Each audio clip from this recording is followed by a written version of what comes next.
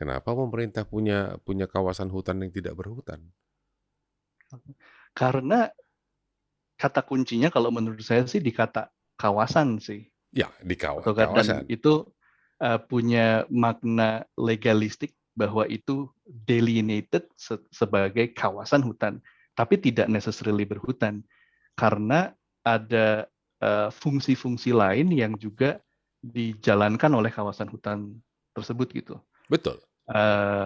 Dan kalau kita bicara kenapa ada kawasan hutan tidak berhutan dan ada kawasan APL Yang yang berhutan, masih berhutan, uh, mismatch-nya kan cukup gede juga ya itu. iya, Saya agak lupa angkanya, dulu saya pernah lihat. Cuman uh, dulu pada saat delineasi kawasan hutan juga teknologinya belum semaju sekarang gitu. betul. Kalaupun kita sekarang mau di matchingkan gitu, semua biofisik hutan masuk ke kawasan hutan, Mhm. semua yang tidak berhutan secara biofisik Harus keluar semua dilepas. KPL. Ya, Um, itu akan lebih itu simpel ya. adalah kesepakatan legal, tapi mungkin KLHK juga punya alasan-alasan tertentu kenapa kawasan yang tidak berhutan itu dipertahankan sebagai kawasan Kawasan hutan. hutan. 3 dekade saya di dunia sawit. Begitu banyak opini di sana sini. Siapa yang salah? Siapa yang benar? Mari di sini kita buka dengan saling bicara. Saya ingin berbicara dengan mereka, berbicara dan mendengar cerita yang benar, bertanya sampai membuka fakta baru, karena rasa ingin tahu selalu membuat seru. Saya Togar Sitanggang, welcome to Tagar Togar Podcast, Explore, Refill, Sharing.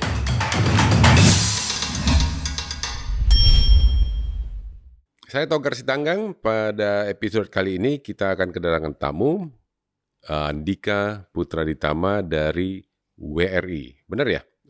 World Research Institute. Tapi sebelum kita berbincang-bincang, jangan lupa untuk subscribe channel ini, berikan komen yang membangun untuk episode ini ataupun untuk saya secara keseluruhan untuk podcast Tagar Togar, sehingga kami bisa memperbaiki hal-hal yang mungkin para audiens menganggap perlu diperbaiki. Dan kali ini kita kedatangan kembali kita lakukan taping secara jarak jauh, secara online, karena Mas Andika semenjak adanya pandemi ini agak menyingkir ke rumahnya gitu ya. Apa kabar nih, Mas? Baik, Pak Togar, akhirnya Akhir bisa gabung di podcastnya nih. Nah, oke, tadi bagian dari monitoring tadi disebutkan monitoring hotspot dan segala macam. Hmm. Ini kan website yang Global Forest Watch ya. Ya, The globalforestwatch.org. Ya. betul. Which di tahun 2015 saya pakai sebagai basis untuk komunikasi. Ya. Tapi belakangan saya kalau coba masuk Global Forest Watch, itu sudah banyak beda juga ya ininya, table-nya atau apanya. Coba bisa nggak dijelaskan sama teman-teman audiens ini ya, apa sih sebenarnya Global Forest Watch? Saya sendiri 2015 saya pakai loh itu untuk argumentasi dan lain-lain gitu ya, ini sebagai Early adapter itu berarti ya. karena eh eh, coba Pak Andika, Ya, Mas Andika dulu dah ya, ceritakan sip, apa sip. itu Global Forest Watch. Jadi Global Forest Watch itu platform interaktif, Mm-mm. bisa diakses di website, tidak ada bayar, tidak ada registry, itu bebas semua. Yang fungsinya adalah untuk melihat dinamika hutan, pemantauan hutan yang cakupannya global. Jadi nggak hanya Indonesia yang ada di situ, it's a global platform. Tujuan utamanya sebetulnya Global Forest Watch itu berangkat dari pemikiran kalau kita bicara financial world ya, Pak Togar, Mm-mm. kita kan cuma tinggal ngangkat HP kita gitu ya, mau ngelihat saham apapun Mm-mm. real time Bisa. gratis itu Mm-mm. bisa diambil gitu datanya. Mm-mm. freely available. Lalu kita yang bergerak di sektor kehutanan itu bingung gitu pada waktu itu, kok data sektor kehutanan itu tidak ada yang interaktif, tidak ada yang di real time. Dulu tahun 2012, tahun 2011 waktu Global Forest Watch ini masih designing stage gitu, inception stage, yang ada itu selalu bentuknya tabel ya. Laporan statistik kehutanan itu selalu bentuknya itu tabel. Yes.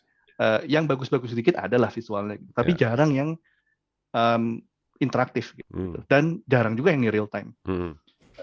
Akhirnya lahirlah ide Global Forest Watch, dan lagi-lagi ide seperti ini pun hanya bisa lahir karena teknologinya ada leap yang memungkinkan itu terjadi gitu. Dalam kasus Global Forest Watch yang memungkinkan ini terjadi adalah cloud computing. Karena kalau pakai metode lama untuk melihat apakah ada deforestasi di satu lokasi atau tidak secara global, bayangin berapa pixel yang harus dipelototin sama operator GIS, terus dia tandain, oh ini deforestasi, oh ini deforestasi. Seglobal, nggak mungkin. Nah, ketika cloud computing hadir, dan salah satu teknologi yang kita gunakan adalah Google Earth Engine, itu cukup dengan menulis script, algoritmanya akan running sendiri di belakang, dia akan tarik citra satelit dari tahun 2001 sampai tahun terakhir, terus citra di lokasi yang sama akan dia tumpuk. Di overlay masing-masing. Setelah di overlay masing-masing, kita bakal lihat pixelnya berubah nggak tiap tahun. Gitu. Nah, teknologi itulah yang akhirnya melahirkan Global Forest Watch sebagai satu platform. Pada waktu kita launching juga tujuannya adalah untuk tahu apa sih yang terjadi di hutan, dan kita pengen tahu secara near real time gitu, karena kita pengen juga bisa mengintervensi itu gitu. Sebelum teknologi seperti ini, laporan deforestasi itu datanya 1 tahun yang lalu gitu. Jadi telat untuk mengintervensi kan. Tujuan utamanya itu sih, platform GFW itu. Dan di website ini kita bisa mendaftar, ya, dan ada bukan ada, bisa lihat poligon dari perusahaan-perusahaan yang bergerak nggak tahu, waktu itu saya monitor itu adalah timber, ya, timber, pulp and paper, dan sawit. Ya, nggak tahu apakah sekarang sudah kembang ke kopi atau yang lain, saya kurang paham. Dan di website ini kita bisa mendaftarkan diri untuk monitoring hotspot untuk poligon tertentu, PT tertentu. Itu masih ada? Masih ada, Pak Togar. Tapi memang data poligon perusahaannya, setahu saya itu sudah lama tidak diupdate. Tapi kurang lebih range-nya seperti itu kan ya? Maksudnya, kurang lebih range-nya seperti itu. Fiturnya seperti itu. Ya, tidak exactly shape file, ya, tapi curlep itu memang itu lokasinya kan gitu.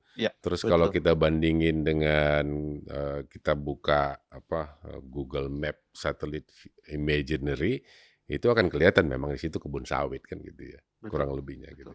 Itu masih ada ya fitur hotspot notification. Masih ada, betul. Cuma kadang banyak juga yang mengatakan hotspot itu kan bukan kebakaran. Kejadian itu di tahun 2000, waktu itu 2015 ya, masihinnya itu iseng saya satu perusahaan tempat saya kerja, saya klik, saya on notifikasi, minta notifikasi jika ada hotspot. Begitu tiba-tiba terima email, there is a hotspot on this location. Ups, apa ini? Saya telepon ke lapangan, ada Pak, tapi nggak di situ persisnya. Oke, teknologi kan bisa juga salah gitu. Ya. Betul. Nah, saya ingin kembali sedikit ke deforestasi. Kalau Global Forest Watch yang memantau itu kan adalah tutupan hutannya ya. Ya, jadi apakah Tapi klasifikasi hutannya primer atau sekunder bisa dilihat nggak dari, kayaknya cuma Ad- primer dan sekunder doang yang bisa dilihat. ada layer tutupan hutan yang bisa kita lihat, ada primer dan sekunder di Mhm. situ. Eh, tapi rujukan istilah primer dan sekunder itu memang beda dengan eh, rujukan KLHK misalnya. Mhm. Jadi rujukan yang kita gunakan, hutan primer dan hutan sekunder, itu dari dua riset utama. Perisetnya namanya Turubanova Mhm.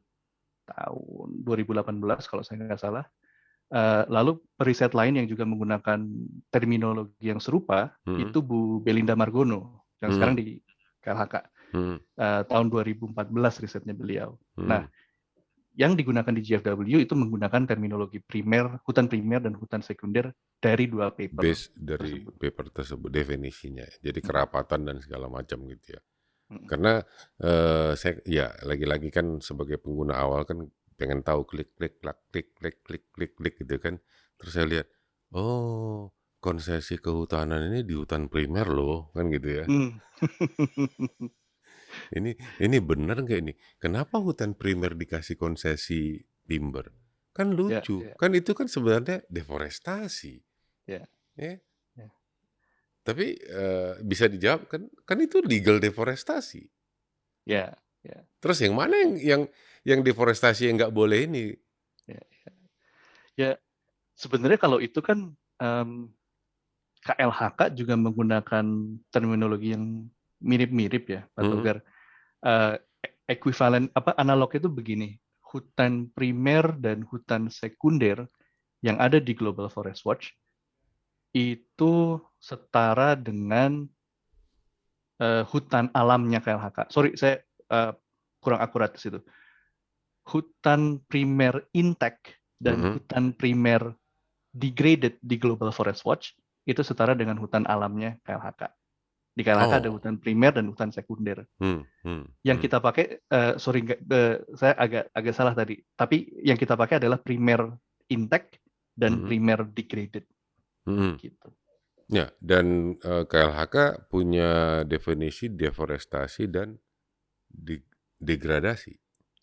Deforestasi dan degradasi, ada deforestasi kotor, ada deforestasi bersih juga. Ya, memang beda metodologinya.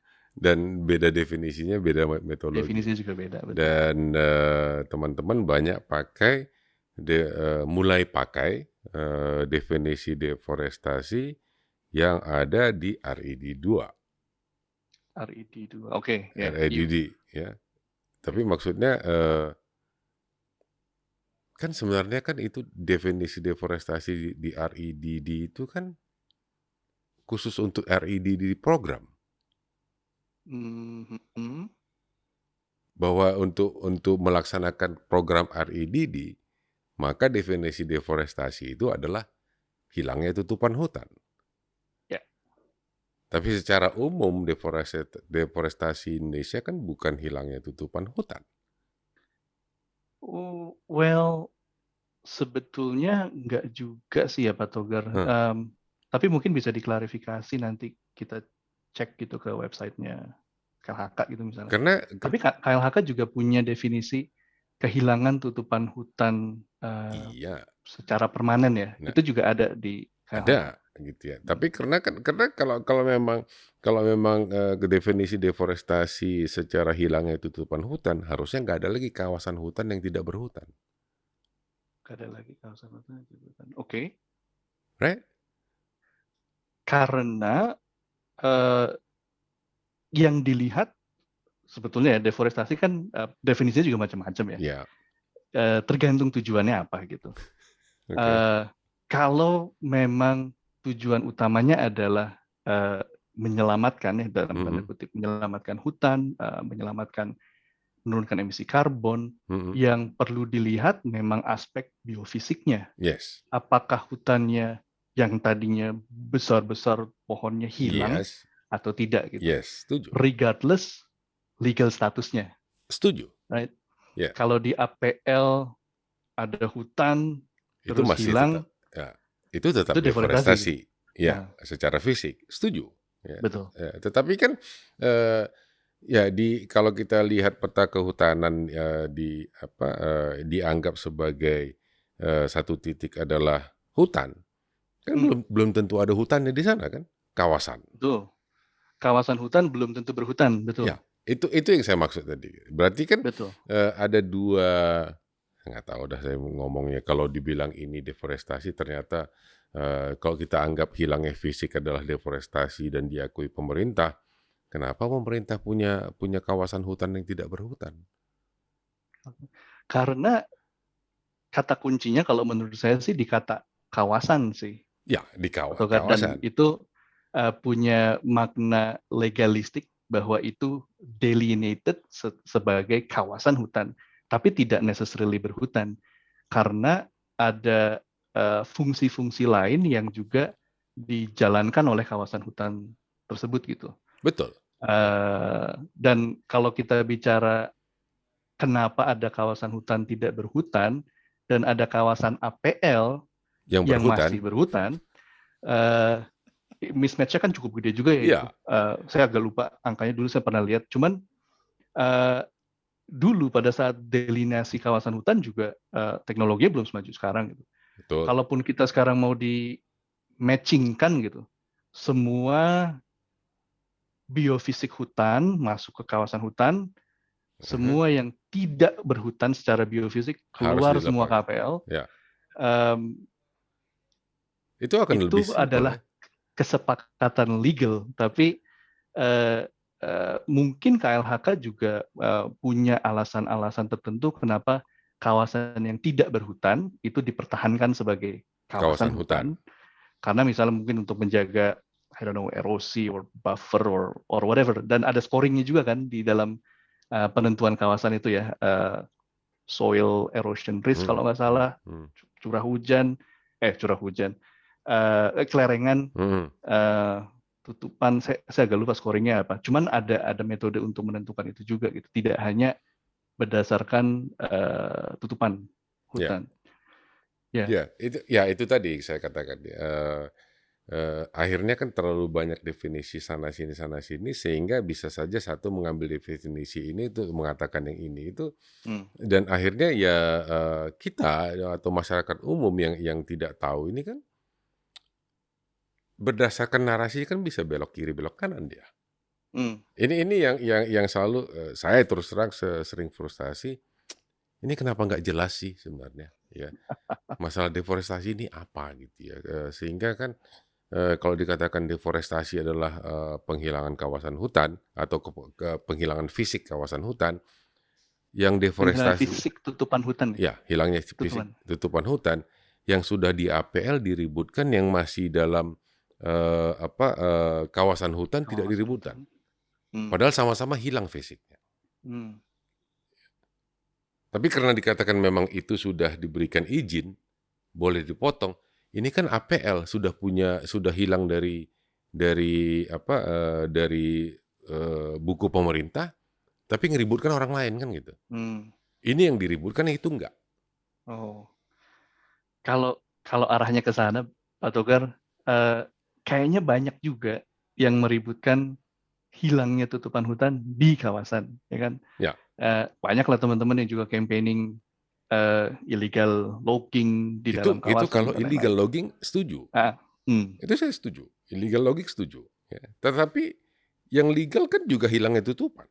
betul. Nah, kalau yang meributkan kehilangan tutupan hutan di APL, Hmm. ini kan biasanya ya tuntutannya itu bukan legalistik kan, tapi tuntutan pasar biasanya, voluntary voluntary commitment gitu.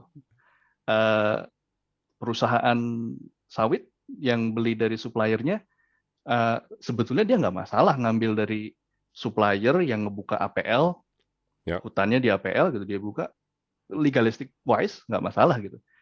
ya. Tapi ketika pembelinya di sana protes, itu tetap ada hutan yang dibuka loh gitu.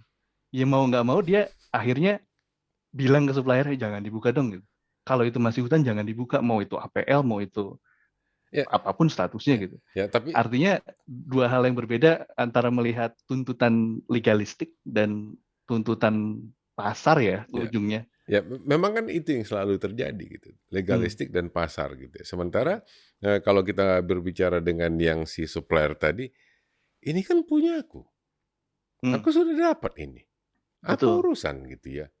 gitu. Ya, tapi satu sisi lain mengatakan ya kami harus begini gitu.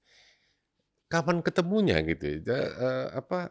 Ini never ending Iya. debat yang saling memanfaatkan definisi yang menurut saya sih belum jelas, bukan belum jelas, jelas tapi ada definisi-definisi yang khusus dipakai untuk sesuatu hal yang khusus juga gitu.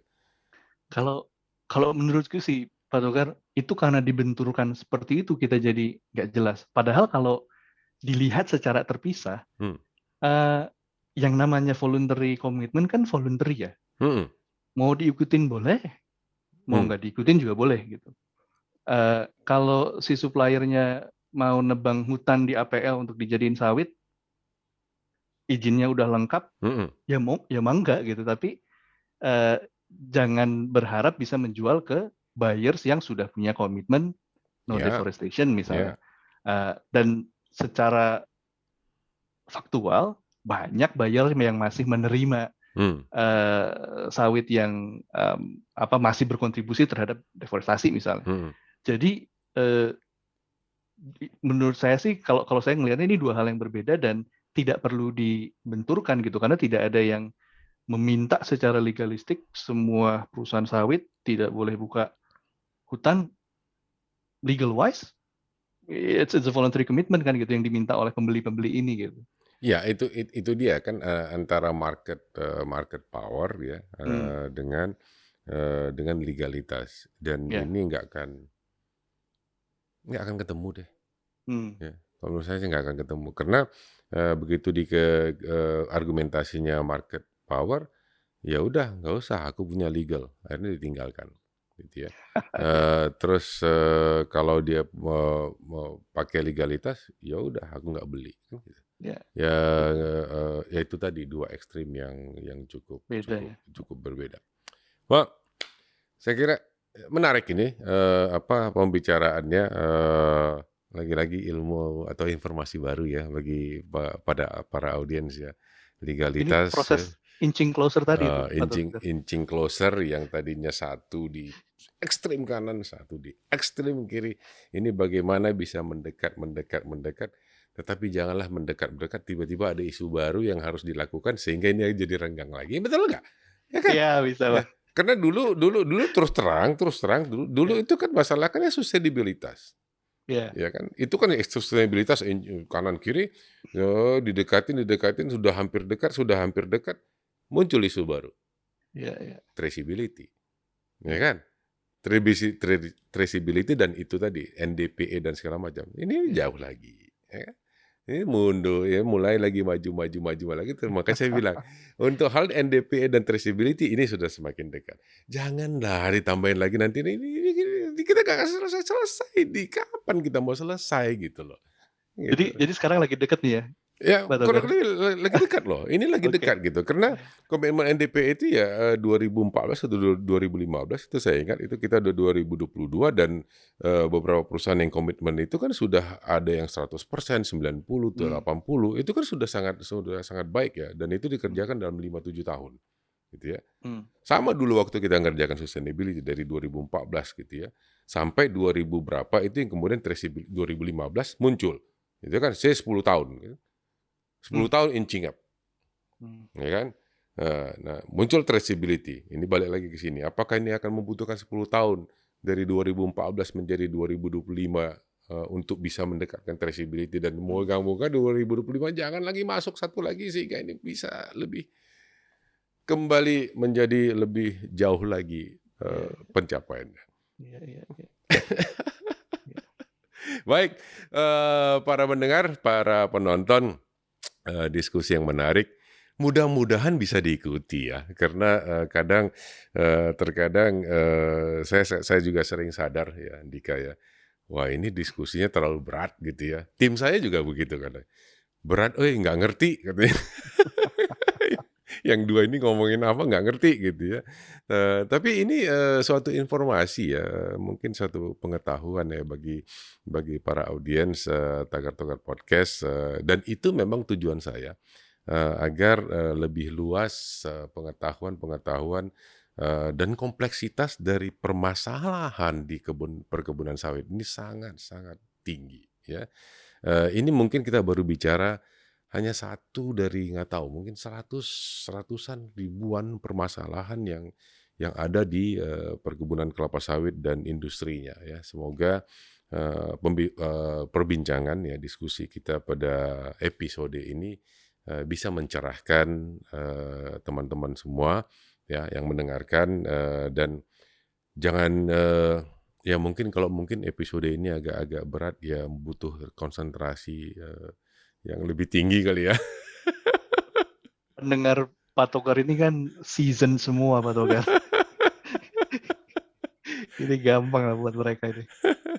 Baik, terima kasih Andika ya, ya suatu kesempatan yang baik ya kita bisa bicara akhirnya dan topik diskusi.